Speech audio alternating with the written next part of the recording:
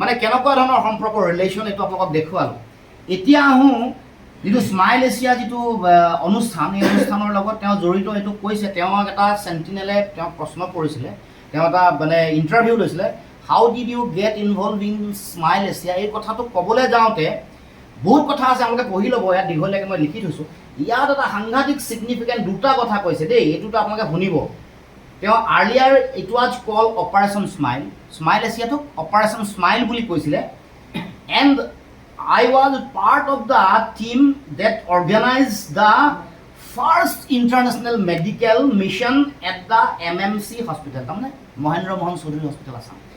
এটা গ্ল'বেল এটা অনুষ্ঠান, ডাঙৰ অনুষ্ঠান এটা, মানে স্মাইল অপাৰেশ্যনৰ গ্ল'বেল এটা অনুষ্ঠান এটাই অপাৰেশ্যন স্মাইল নামৰ অনুষ্ঠান এটা কাম কৰিছে। প্ৰথম গ্ল'বেল কামটো কৰিছে ক'ত? অসমত।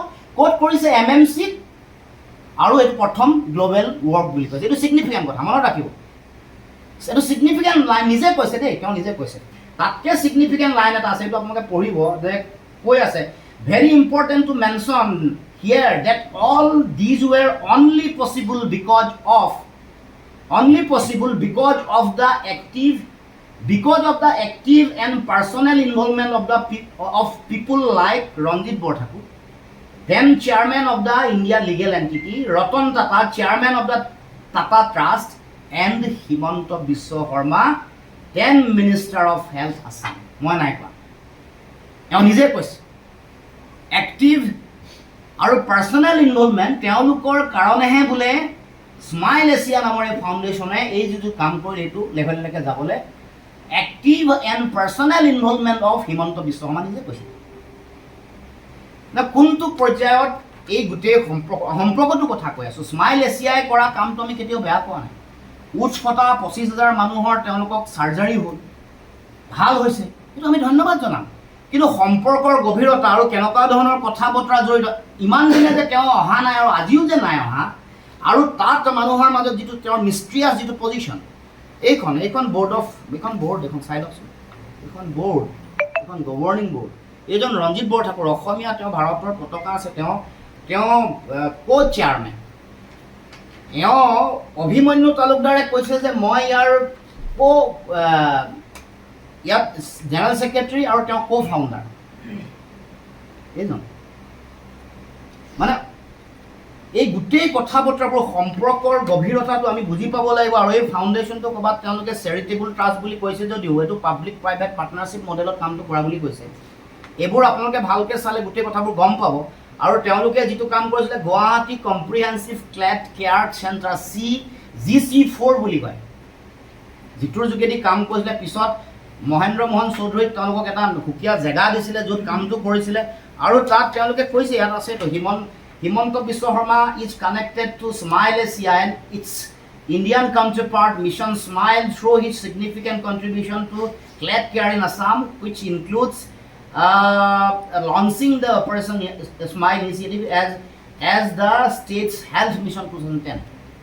কোৱা আছে ধুনীয়া ভাল কাম স্মাইল এছিয়া বা যিটো ক্লেট কেয়াৰ ফাউণ্ডেশ্যনে কৰা কাম, এইটো বেয়া কাম নহয়। কিন্তু সম্পৰ্কটো এইগৰাকী মানুহৰ লগত কেনেকুৱা ধৰণৰ সম্পৰ্ক আছে, এইটো আপোনালোকৰ আগত আমি দাঙি ধৰিলোঁ। কাৰণ এইবোৰৰ প্ৰয়োজনীয়তা আছে, বিভিন্ন ধৰণৰ তথ্য পাতি এইবোৰ চাওঁতে ৰঞ্জিত বৰঠাকুৰ কোন, ৰাজস্থান ৰয়েলছৰ চেয়াৰমেন, তেওঁ বালিপাৰা ফাউণ্ডেশ্যনৰ লগত কেনেকৈ ৰেণিকী ভূঞা প্ৰতিটো অনুষ্ঠানতে যায়, এইবোৰ আপোনালোকে দেখি আছেতো।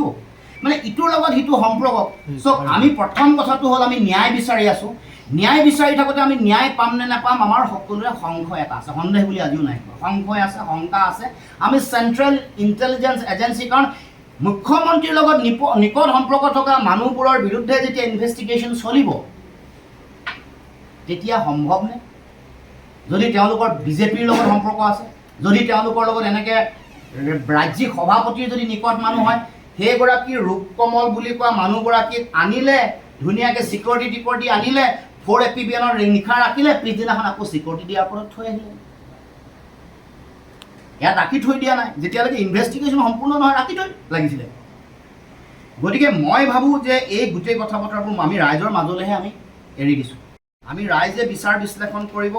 এতিয়া এই যে প্ৰক্ৰিয়াটো চলি আছে, আজি গৰিমা বৈও 10 দিনৰ ভিতৰত ন্যায় বিচাৰিছে, জুবিনদাৰ ভগ্নীয়েও 10 দিনৰ পিছত ন্যায় বিচাৰিছে।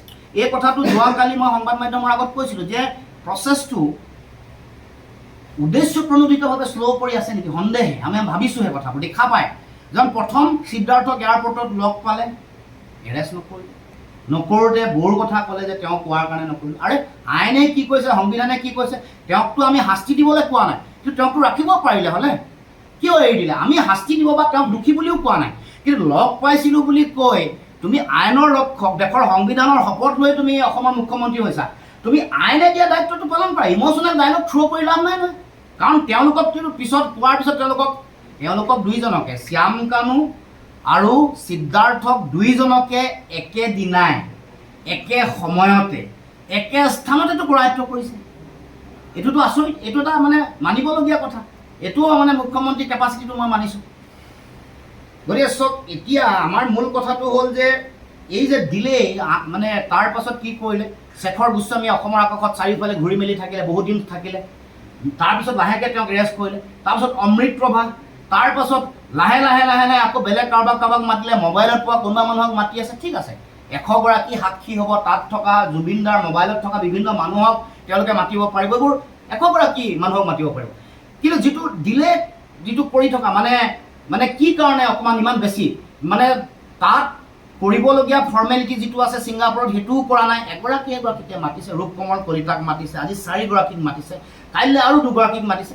এইটো কি চাকৰি ইণ্টাৰভিউ ল'বলৈ মাতি আছে নেকি? এইটো চাকৰি ইণ্টাৰভিউ ল'বলৈ মতা নাই। আমি জাতীয় সম্পদ এগৰাকীক হেৰুৱালোঁ, আমি আৱেগ বিহ্বল হৈ আমি সকলো আছোঁ, ন্যায় প্ৰতিষ্ঠাৰ কাৰণে সকলো যুঁজি আছে, সকলোৱে এই কথা বতৰাবোৰক লৈ সকলো চিন্তিত, সকলো আৱেগ বিহ্বল হৈ আছে। এতিয়া তাৰপিছত যোৱা 2 দিনমানৰ আগত মুখ্যমন্ত্ৰীয়ে কৈছে বোলে তেওঁ ন্যায় দিলে।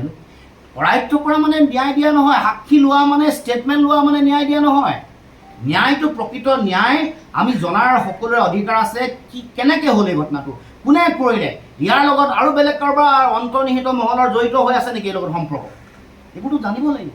কি হ'ল, এইটো হত্যা নে এইটো কি হৈছে, গোটেই কথা কোনোবাই বিষ খুৱাই মাৰিছে বুলি কৈছে, এইবোৰ কথা পুংখানুপুংখভাৱে অসমৰ জনাৰ অধিকাৰ আছে। 3 মাহত চাৰ্জশ্বিট দিব বুলি কৈছে।